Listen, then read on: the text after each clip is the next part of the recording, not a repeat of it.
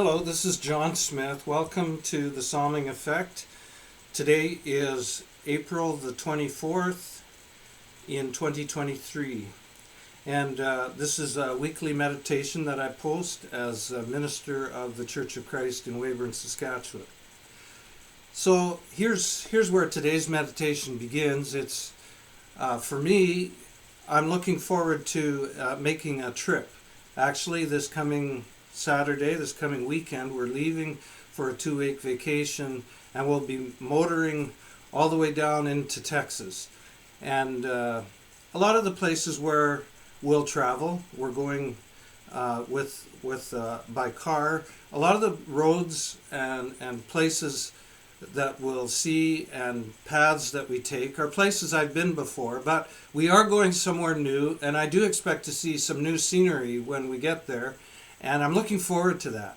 You know, in my travels, which my family, and I'm not just the family that my wife and I raised, but the family in which I grew up, both of those families of mine did a lot of traveling and on the roadways. And I really enjoyed going somewhere new, and it was always fun to go someplace and the landscape just kind of took your breath away.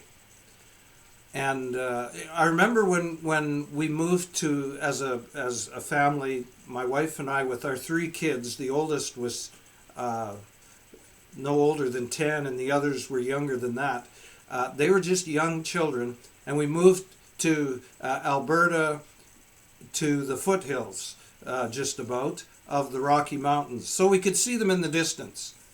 And so the first spring we were there, when we had a family holiday in Alberta, I took the kids and my wife, and we went in the car and we drove to Lake Louise, through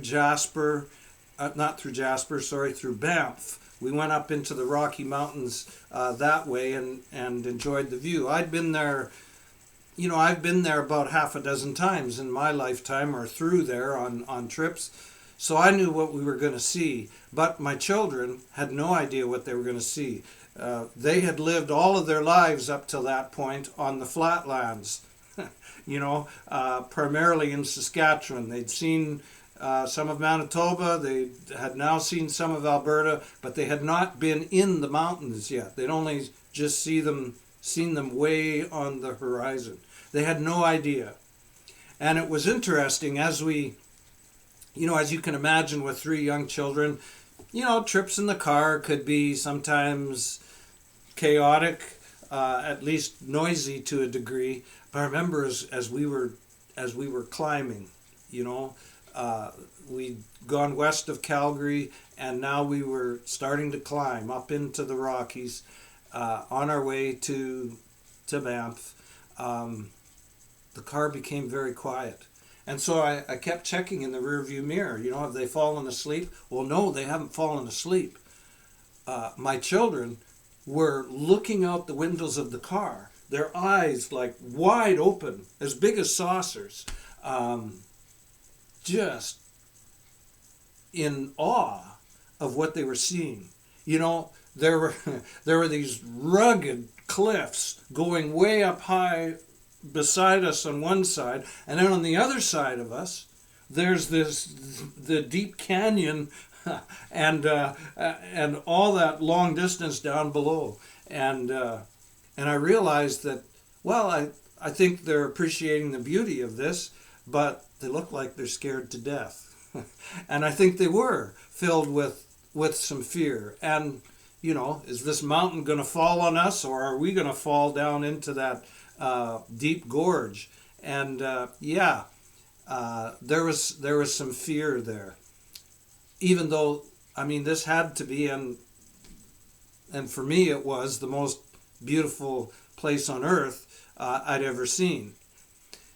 So today I was reading in Psalm 48, and the first 8 verses of Psalm 48 reminded me of that feeling that it was like to come up to and into the mountains because the psalm talks about Mount Zion.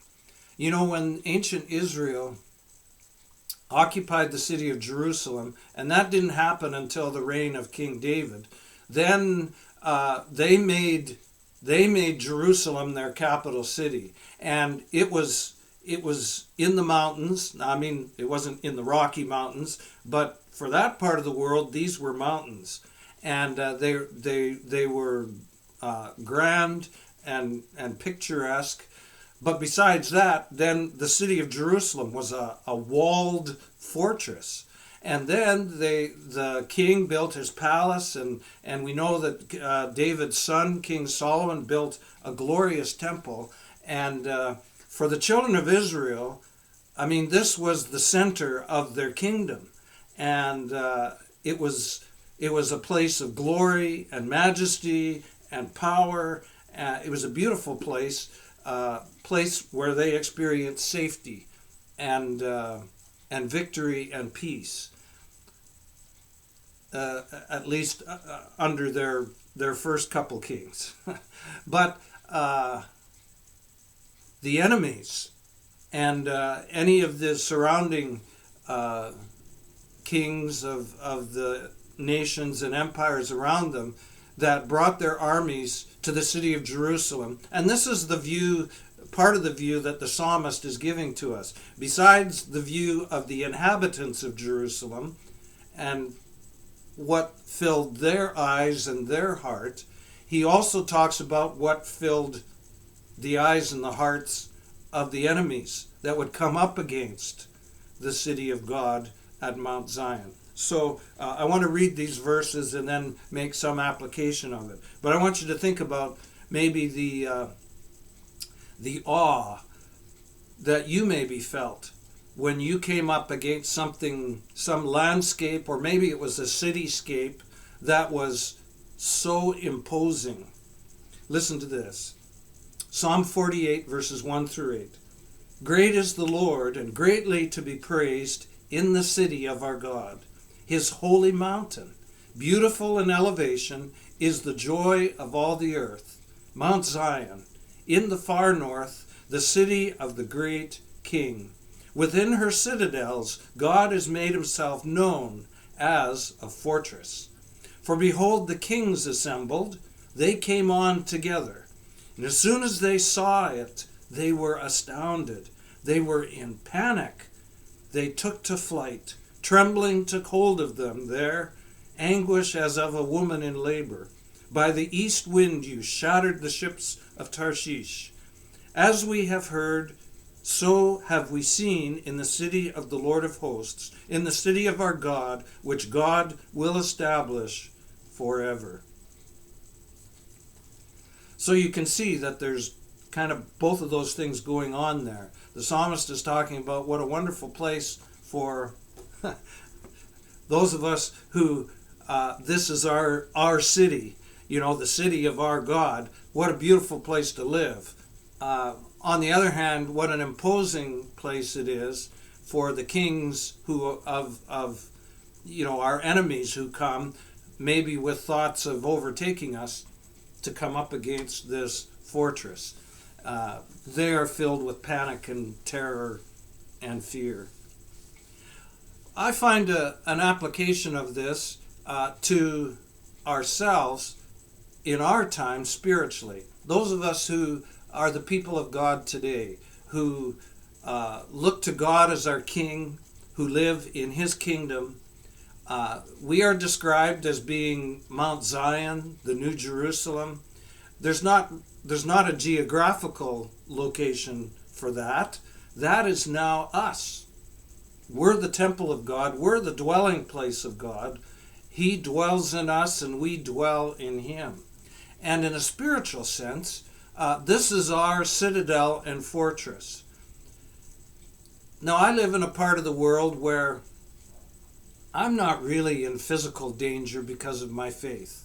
You know, there are not armies marching up to my doorstep to come and take me captive and to put me to death and to, take away what I have because of my faith. That's not really happening. But in a spiritual sense, I am surrounded by the kingdom of this world that is at enmity with the kingdom of God. And I do experience the spiritual warfare that's going on. The morals and standards that God has for his people are not the same morals and standards which this world is purporting. And in fact, my morals and standards as a child of God are under attack.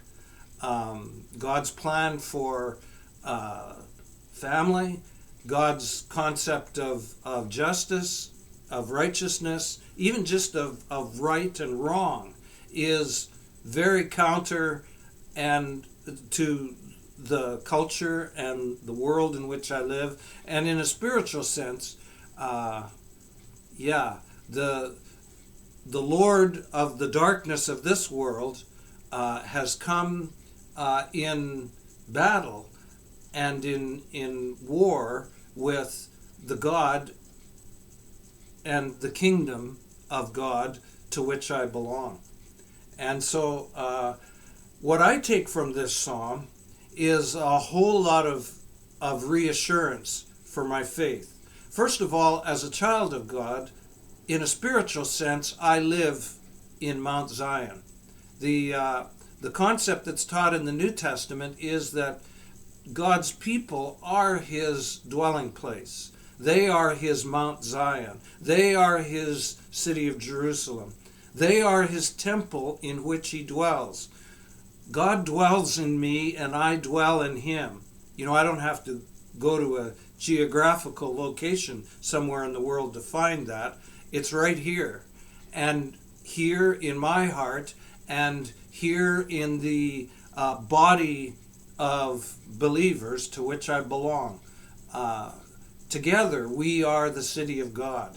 And there's safety, there's security, there's peace, there's victory. We share in the glory, the righteousness, the holiness of our God, very much in the spiritual sense.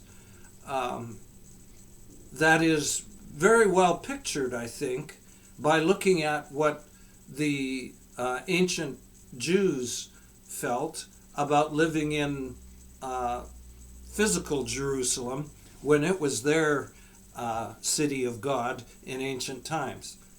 And on the other hand, I also have confidence in my faith, even though I'm feeling the effects of spiritual warfare.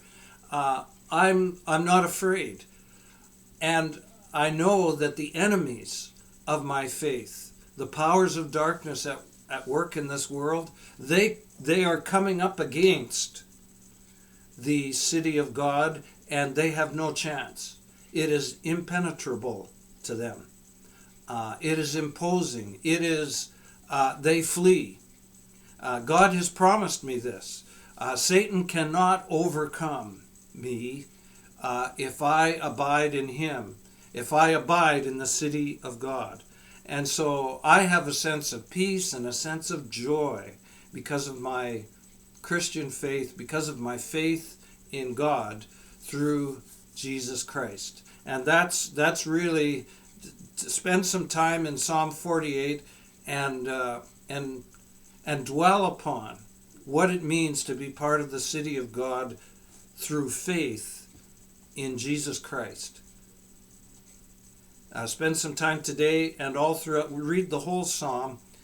Spend every day this week, if you can, rereading Psalm 48, especially those first 8 verses, and praying to the King. Jesus is for me in 2023.